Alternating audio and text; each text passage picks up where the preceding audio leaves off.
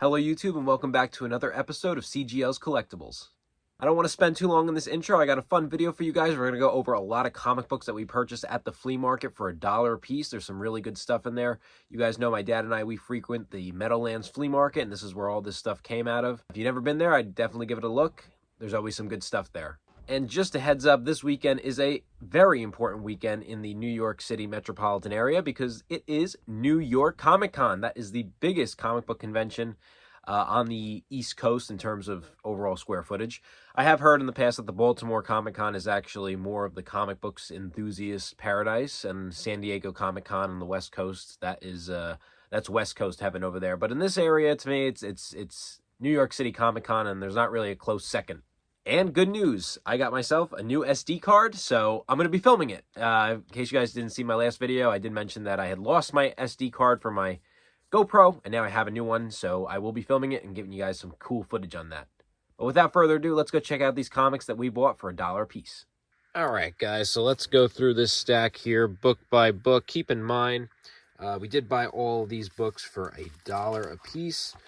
There's some pretty good stuff in here, a lot of superhero stuff. So that's very interesting. It has been a while since I made a YouTube video, so I am excited to be making another one. Like I said a couple times previously, I've been a little delayed and a little stalled because I had lost my memory card. And if you guys watch any of my videos, you know that I record things on a little camera that I carry around with me as I walk around flea markets and comic book shows, but I have lost the memory card for that device, and it's just taken me a couple weeks to replace it. Now I have one that's suiting me, so more footage to come, definitely, and it's going to start off really with that Comic-Con video.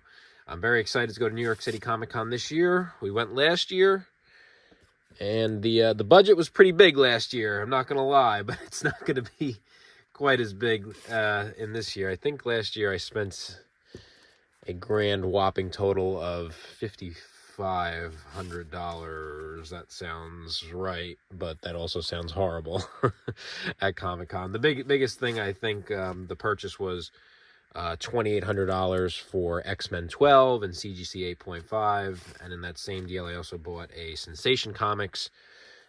We ended up pairing the two up for a grand total of $3,100, and I wasn't done after that. There were still a couple more purchases to be made. This year is going to look a little different. I am going with a budget, but I am going with a very, very strict agenda. I will address that more in the next video to come. Hopefully I get one more video out before I end up going to Comic-Con. I just want to explain to you guys a little bit of the process. There's a Classics Illustrated, a little different than the superhero genre that we are currently running through. A lot of good books here, though. A lot of Avengers titles here, definitely, to start off this batch. There will be more variety to come. But do let me know in the comments, guys. Have you ever been to a major comic book convention? Have you ever been to New York Comic Con, San Diego Comic Con? I was in 2 years ago. 2 years ago or 1 year ago? Wow, it was actually like 1 year ago. I was in Chicago for C2E2.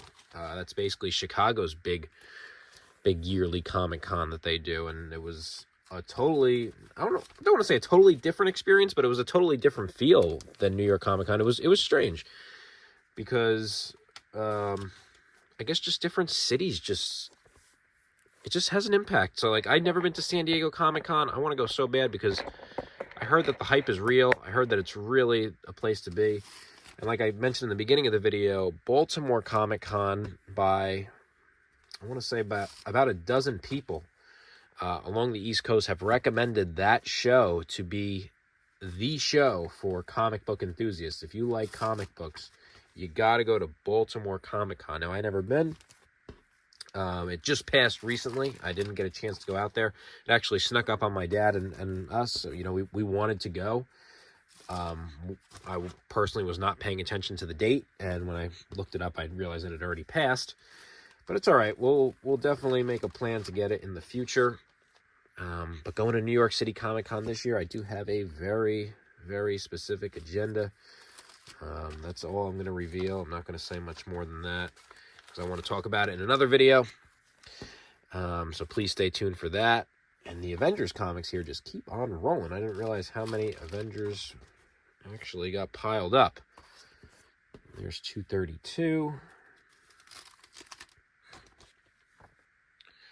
233. I don't know how many are actually in a row, but this one here in particular is a really cool Scarlet Witch cover. Avengers 234. I mean, look at that. That is awesome. Just a really cool cover. 235, little She-Hulk action.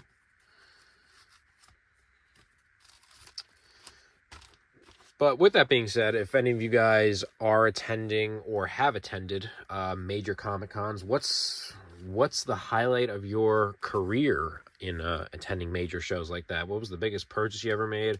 Has anybody ever gone as a seller? Have you ever made a really big sale?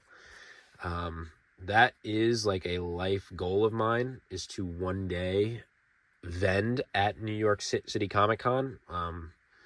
That is definitely a goal that is far away from me, as I just don't foresee myself doing that in the near future. There's a really awesome Marvel premiere, Doctor Strange, number 12, with the gargoyle on it. Pretty cool. Now we're getting to some more variety books. These came from now a different seller, but they all average out to $1 a piece. But these books, as you can see, are not bagged like the other ones were. None of them boarded, but these books are just raw. Fortunately, they're in decent shape. No water stains that we noticed. Here's another Avengers book, an earlier one, 154. But it is definitely a lifetime goal of mine to be able to go out there and vend. I think in order to do that, you have to have one of two things.